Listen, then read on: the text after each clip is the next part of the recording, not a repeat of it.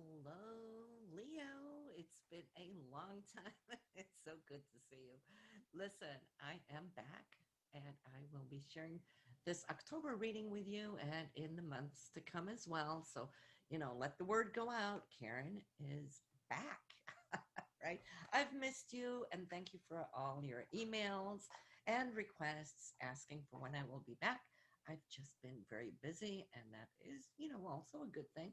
But yes, it is time to talk a little bit about what is going on with all of us, and especially this year here, 2020, has been really special, hasn't it? With COVID and everything that's been going on.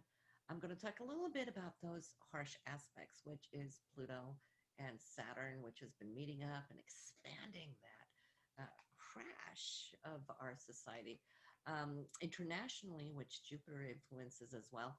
But I have that on a separate video, so I'm not going to spend too much time here as I'm talking about your Leo forecast, but I would urge you to listen to it at the end of this video. There's a second video coming up where I can dwell a little bit deeper into how these transits, how this difficult little stellium is affecting each and every one of us.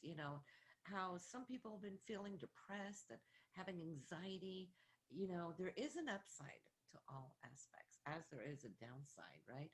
And a lot of people have been feeling the downside of it, but how can we transform? How can we bring that magic of Pluto to rebuild, restructure our society and you individually as a person? So listen to that at the end. But okay, the way I am set up now, I'm using some new software. You will see, hopefully, that there are not too many glitches because I'm not going to edit it. You're going to get the raw file, meaning that there could be bloopers coming up.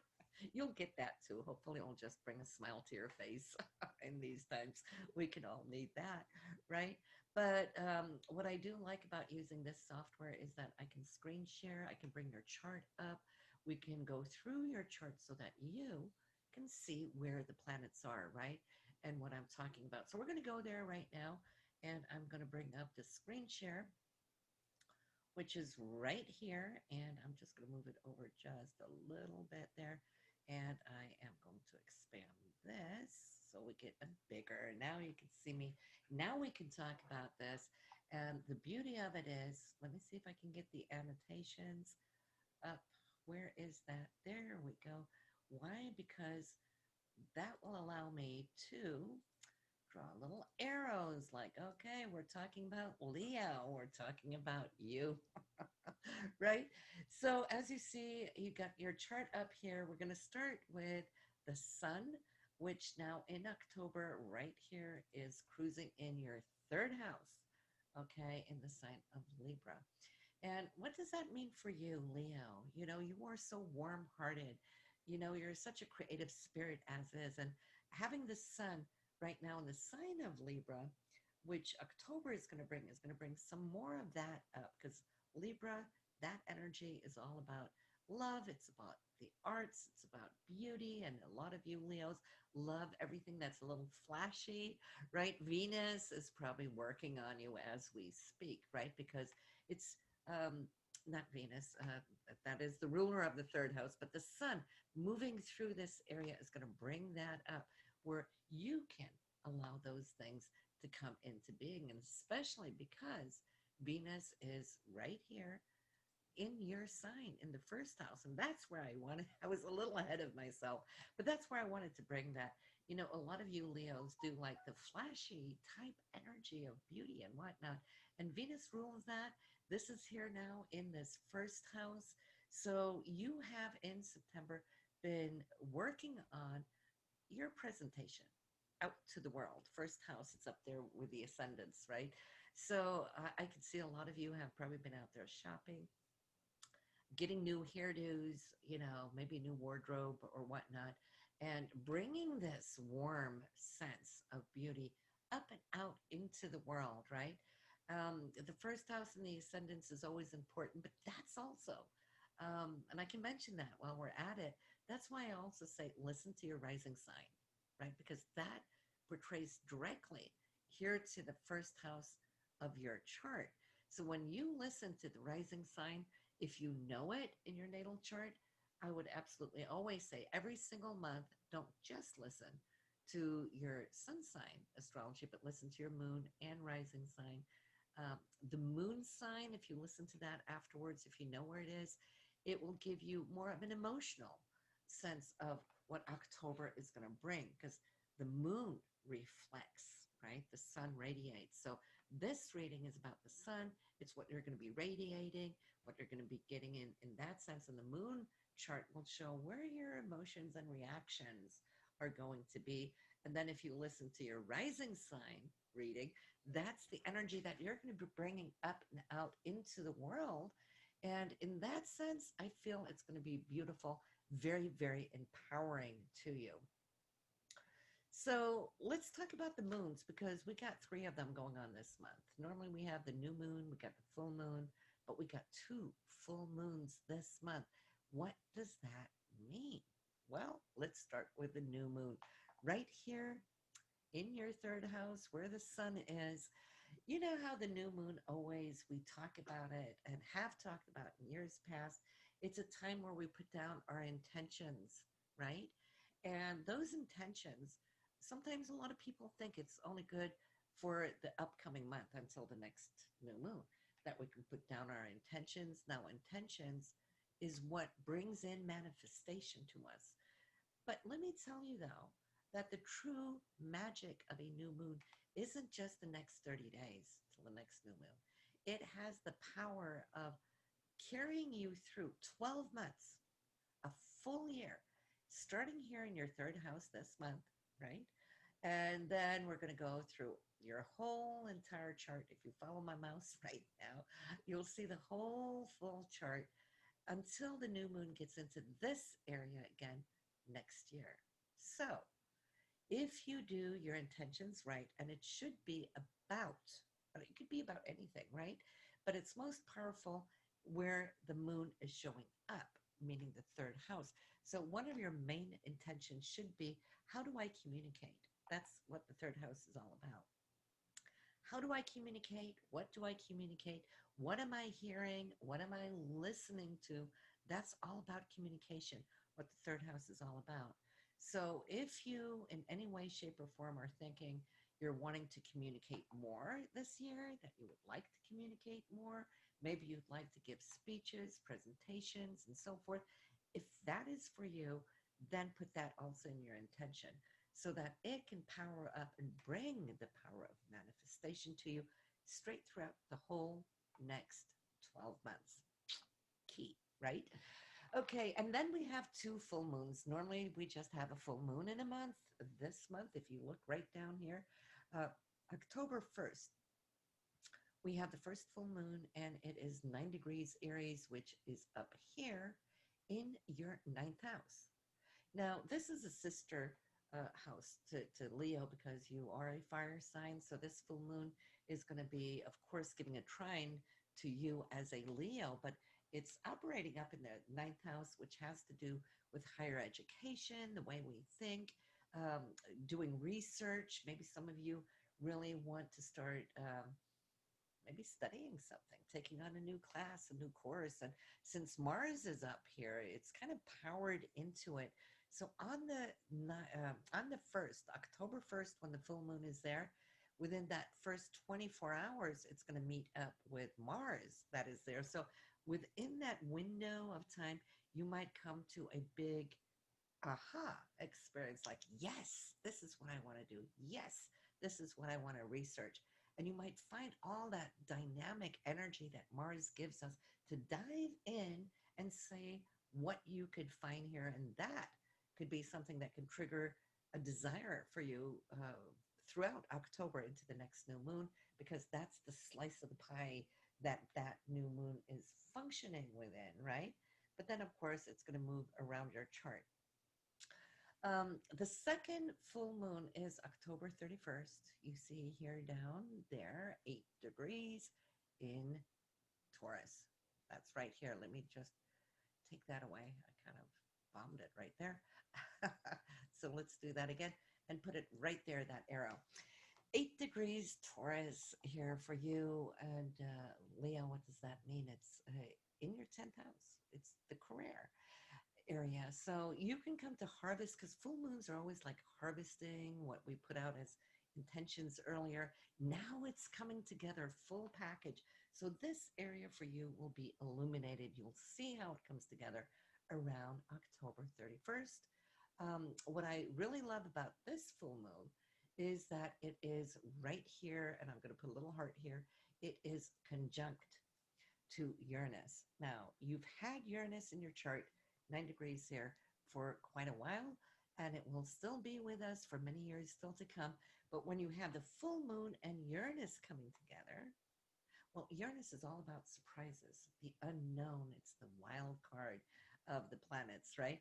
So it could bring some unexpected news to you, but it's going to be in the area of career or anything that you determine as being your goals, because the 10th house isn't always career. It's those things we're aiming for. It's those goals that we're shooting for.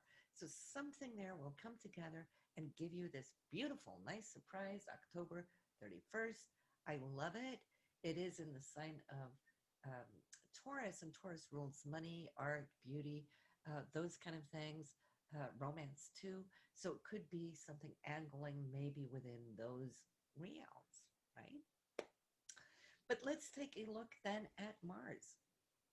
Mars is, and I'm going to change that stamped an arrow right there.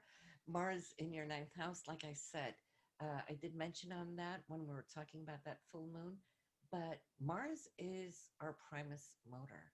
It's what determines our direction. It's our energy. It's our goals. It's our ambitions. And so for it being in the sign of Aries, it's powered up because it rules Aries. It's in the ninth house, which is a fire sign, right? And all of this coming to you as being a Leo. Well, hello, this is a very good time for you. And listen, Mars normally takes only 5 to 6 weeks to move through a sign. Mars now, it's retrograding too, will be, and therefore it's going to remain here for a long time, 5 to 6 months. Now, when we have slowdowns like that, some people don't really care too much about the retrogrades. They're frustrating. But listen, I love them, and I'll tell you why, though. Retrogrades allows us to pick up things that we started on, once upon a time, whether it's week or months ago, but then, we get carried away with the day to day busyness, right? And then we have to step aside and then we lose track of that momentum and so forth, even if it was a genius idea or concept or whatnot, but we just get too busy, too wrapped up. So when retrogrades come, it's the gift of the universe to slow things down so that we can go back and go, hey, what about that concept? What about that idea? I really want to bring it back up and look at it. Now maybe is the time to kind of finish it up or redo something so it makes more sense. And for that, I love all the retrogrades, but this is now Mars. So it's going to be hanging around here for a long, long time to come. So what can we do other than, be happy for it, right? Even under retrograde, because it is your friend. We have Mercury retrograde. Speaking of retrograde, October 14th straight through November 4th. For you, Leo, it's in the fourth house. That's home and it's family, right? It's our roots, it's our foundation. It's that which envelops us in our day to day life. Now, we want to pay extra attention to what we're saying and what we're hearing so we don't get miscommunications. That happens a lot under a Mercury retrograde because Mercury rules communication, information, contracts, the written words. So we know, and I know you know, that it's not a time to sign any contracts, especially not if you're thinking about moving or signing up on a new home because it's the fourth house, ruling homes. I would not do that. So if it's early on in September, you're listening to this reading, go ahead, do it. But, then slow down. And I'd say even November 4th, when it goes direct again, I would still give it another 10 to 14 days for Mercury to move out of the shadow so we don't get those miscommunications or deals that might have to be redone down the road because they simply didn't come together or work. Then we're going to jump up to this sixth house. We got Jupiter, we got Pluto, we got Saturn, and that is what has been tripping us all up internationally, too, right? Um, with COVID, too, and the lockdown, Saturn, Pluto, we're being locked down. Think about Saturn, holding us back, and Pluto saying, no, you can't do this, right? So, yes, it's been frustrating, right? But in a higher sense, what it's also doing is allowing us enough time because it moves so slowly. This is why nothing has been happening much of here in 2020, but it will be. Jupiter's moving forward again now, so that is good. It's kind of juiced it up a couple of times when it went past it first time around, then it retrograded back over, and then now it's going to go over a third time and leave it alone. So this is why sometimes, we can't have a new society. We can't have new things just happen, in 24/7. When we really have deep rooted things that need to change, we need time for the concept, the norms that we were accustomed to change alongside with us. Now, for you, where has the shoe been pinching at the most for you, Leo? That has been here in the sixth house, okay? This is where, everybody's feeling it, but everybody's feeling it differently depending on where it's showing up in our chart. Now, in your solar chart, it's the sixth house. If you go to your moon reading or your rising sign reading, you'll find two other areas that where you have been feeling this pandemic the most, this lockdown the most. All of them are pertinent and very, very important. But here, what is the sixth house? Sixth house has to do with our day to day routine. Are we happy? Have we been happy with our day to day routine? Maybe we were, and then here it comes this, shutting it down, and it's like, oops, oopsie, now what? How are we going to structure our new norm, our new day to day life, right? Or maybe you weren't happy with it. And then here this comes along, shutting it down, and it's a blessing for you because now you've been forced to. A lot of us have been forced to having to work differently, look at things differently, you know. And yes, frustrating as it's trying to come together because we might not have all the pieces of the puzzle and we don't know really where we're heading. We're feeling a little lost in space. That's scary, you know. But when you start seeing these things coming together, you'll go, wow, you know, actually 2020 turned out to be a blessing because why? That's when I turned my life around, which I wouldn't have done unless this happened. So remember always, take it in your mind and heart. The universe never makes a mistake. Hello? We may not like what's happening, but if we trust from our gut, from our soul, that it's happening for a reason, and most times we won't see it before in the aftermath, looking back at, then we can say, oh, it happened because of this. That needed to happen, or I wouldn't find myself here in 21 or in 22 or 2024, right? But you could go back and say, that's when the shift happened. And that shift is the magic of Pluto having to strip down everything into the core, scary as it is, and it's not comfortable. All right. Losing control is never comfortable. Um, but once it does, this is when we rebuild, and that's the power and the magic of Pluto, rebuilding us into like a new type of incarnation. Well, we're still in the same body. We didn't have to drop the body, come back into a new life to restructure a new path. Hey, we got it for free while we're in the same physical embodiment. That is the gift of this. And this can be such a game changer for so many of you that the aftermath will feel like a totally new life. I'm not kidding, right? So listen to that video at the end, give you some more information about it. Um, I think this is a fun way of sharing where you can come along and see what's going on in your chart while we're talking and let your friends know that I'm back for the long run, right? So that we can meet again next month. And I thank you for being a part of here. Let me see if I could just now stop sharing so I can say it here. So I just want to say thank you for now, and thank you for sharing. Thank you for all of the emails and that I've been hearing while I've been gone. I totally appreciate it. You're so beautiful, Leo. I love you to death, right? And I'm just happy to be back here again with you. Now, see you next month. Take care.